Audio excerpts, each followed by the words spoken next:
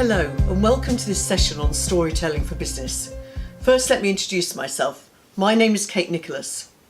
I've been a storyteller all my life. I was brought up in a literary household by a writer and a poet, surrounded by books.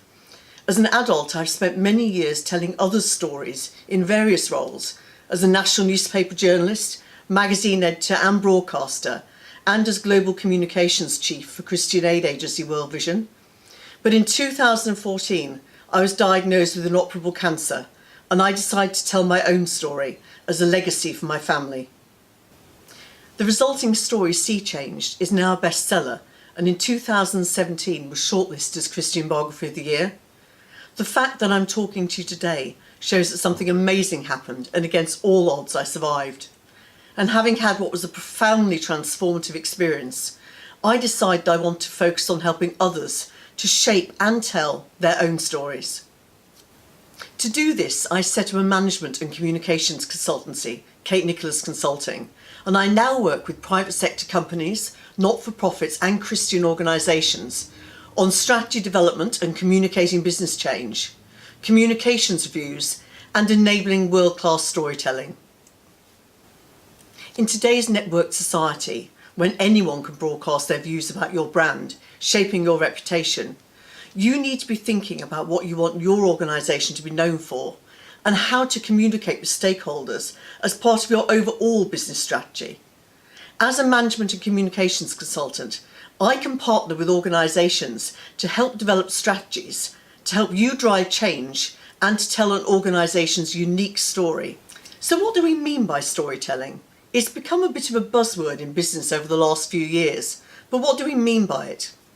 Storytelling is about much more than just telling a good tale. It's about engendering strong emotional connections with your customers, your partners and your staff.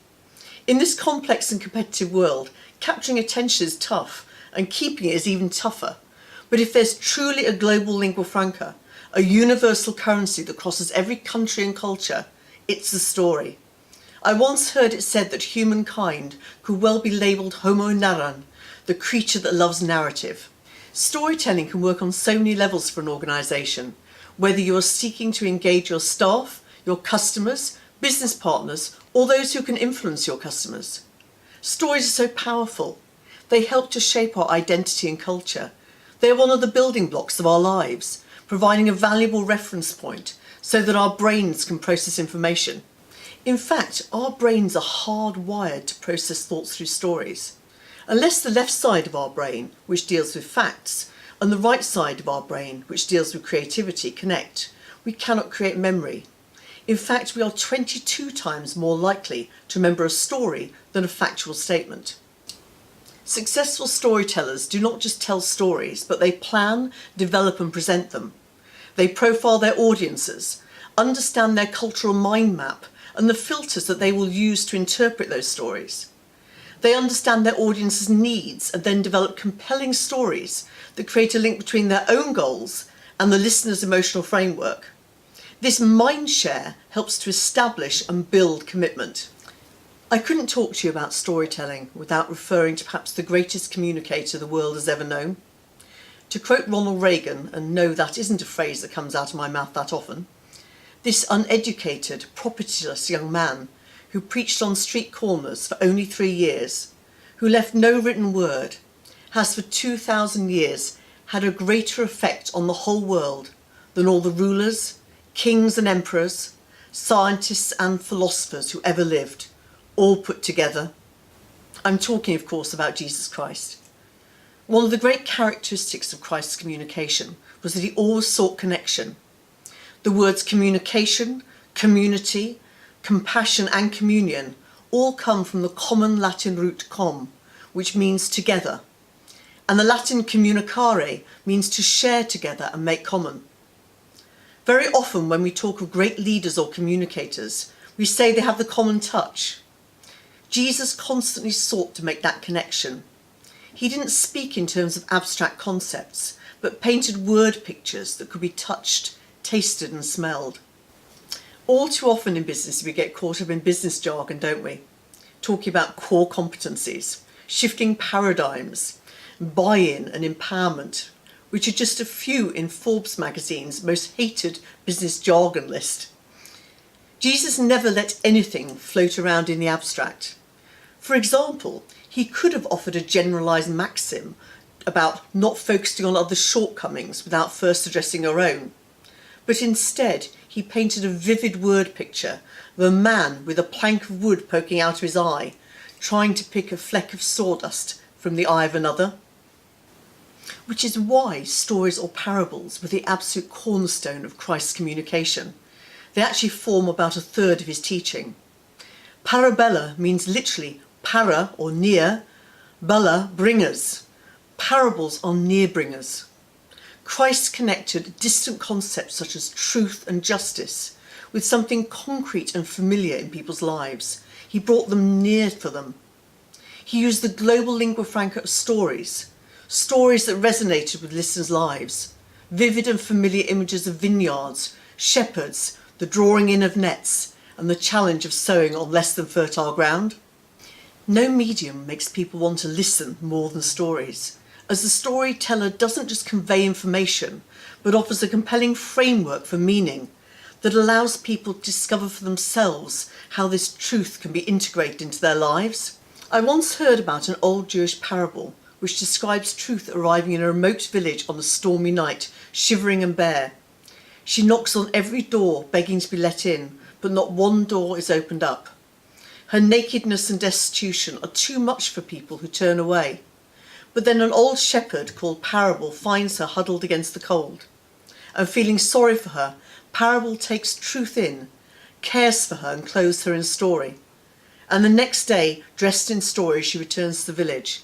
And this time every door is open to her, and truth, clothed in story, is welcomed in. Christ clothed truth, justice and love in story to help us understand. He never pushed for the hard sell or shortcut people's discovery process. No communication better meets people where they are than story. So what does this mean for your business? Well, there's a temptation to see storytelling as the icing on the cake, mere decoration, whereas a better way of viewing it is like the recipe for the cake. Your business is the story.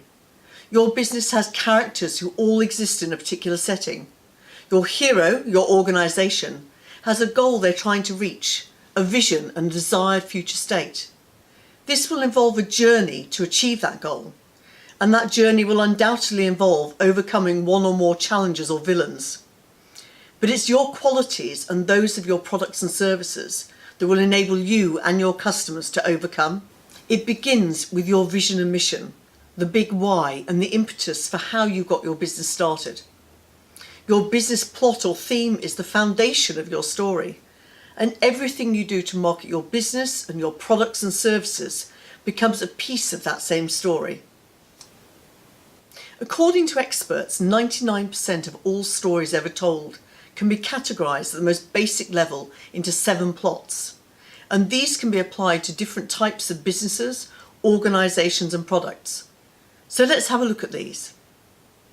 The first one, the story of the underdog, is one of our most ancient stories. This is the plot where a hero is confronted by an evil larger than themselves. Think David or Goliath. This is a familiar plot used by many grassroots organisations and not-for-profits who battle against challenges such as child poverty and injustice. The quest is another ancient plot line. The quest involves the relentless pursuit of a goal and involves overcoming various hurdles and dealing with setbacks along the way. Think Lord of the Rings, for example. In terms of businesses, this plot is likely to relate to problem-solving organisations and services. The Voyage and Return. This story is very common in children's literature, with stories like The Wizard of Oz or The Lion, the Witch and the Wardrobe. In this plot, the central character overcomes a great darkness and returns having learnt a valuable life lesson. This plot can often be applied to businesses or organisations that have come through a crisis and survived. Rags to riches. This plot involves a hero who against all odds realises their potential. Think Cinderella or Ugly Duckling. In terms of businesses, this storyline will be about blossoming into your true potential and is particularly applicable to entrepreneurial ventures. Comedy. This is a plot about clarity and mishaps in relationships. We know the hero and heroine are destined to get together, but circumstances seem to prevent them from doing so, often creating a chaotic cascade effect for others. Think Midsummer Night's Dream. This is likely to be your story if you and your customers identify strongly with the need to communicate clearly to those who matter. My own company, for example. The tragic or cautionary tale. Parents have been telling these kind of stories to children for centuries. The moral of the tale being, don't do that or you'll be sorry. For example, Der Struwwelpeter's horrifying tales about what happened to children who suck their thumbs. In business storytelling, most of these are public service announcements. Think quit smoking, don't drink and drive, etc. Finally, rebirth. These are stories that begin tragically but end with renewal and reinvention. Think It's a Wonderful Life. If rebirth is your main story plot, you or your customers will identify with the struggle to reinvent and create something new. One or more of these stories may apply to your company or organisation. Good stories compel people to change the way they feel. Stories demand emotional investment from people. Stories change the way we think.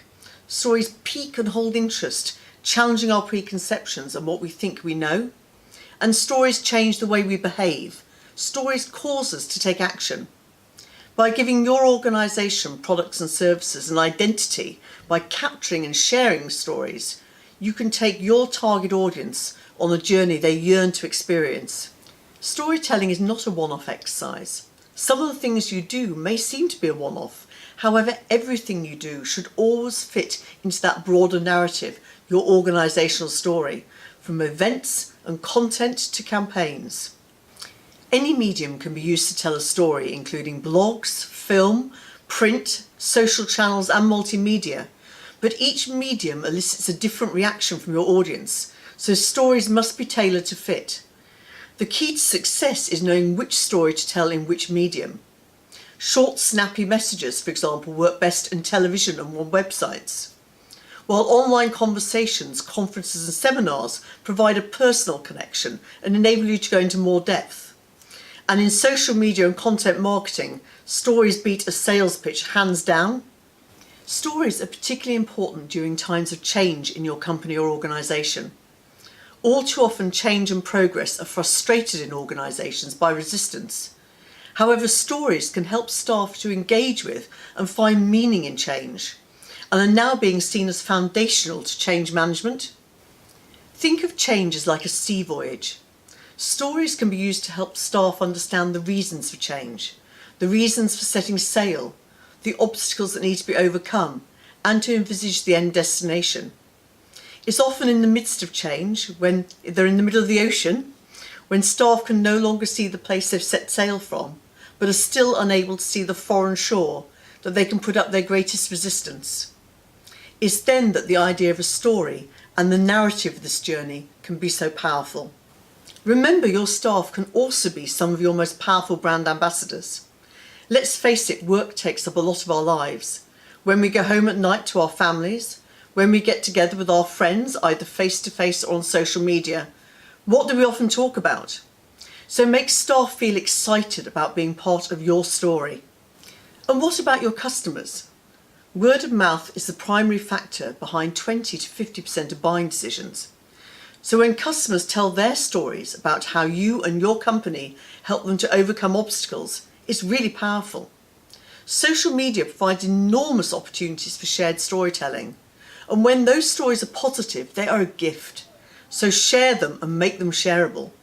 Let your customers know that you want them to be part of your organisation's story. This has been a whirlwind tour through a big subject, so let me leave you with a few practical tips. First of all, understand your audience. It's so important to be able to recognise the different types of audiences that you're dealing with. Create a profile, give them a name, and when you tell a story, tell it to them, not some abstract audience segment. Secondly, tell them why, not how. Most businesses spend a lot of time in product and service development, so it makes sense that you want to talk about what you built. However, people don't just make decisions rationally. To quote the great Simon Sinek, people don't buy what you do, they buy why you do it. Focus on emotions first and data second. Don't forget that people make many decisions emotionally instead of rationally. Think about what you felt, not just about what you did. Show, don't tell. Don't tell people why your product or service has changed lives. Show people using real live examples. Better still, get your customers to show people. Recognise the hook. Imagine your business as a news story. Think, what is the hook? What will capture the imagination? As the newspaper magnate Alfred Harmsworth once said, when a dog bites a man, that is not news because it happens so often. But if a man bites a dog, that is news. And be authentic. In the age of post-spin more than ever, people crave an encounter with the real. If you think about our encounters with others, what makes them attractive companions, even friends, is not their flawlessness, but their humility, their authenticity. Going back to Jesus again, what enabled Christ to draw near was not so much his divinity and his perfection, but his humanity. Be brave enough to be real. And remember, you don't have to be the star. When you really make others part of your story, they will make it their own. Thanks so much for your time today. If you'd like to find out more about how I can help you with storytelling for your business or organisation, go to my website, katenicholasconsulting.co.uk, or contact me on LinkedIn.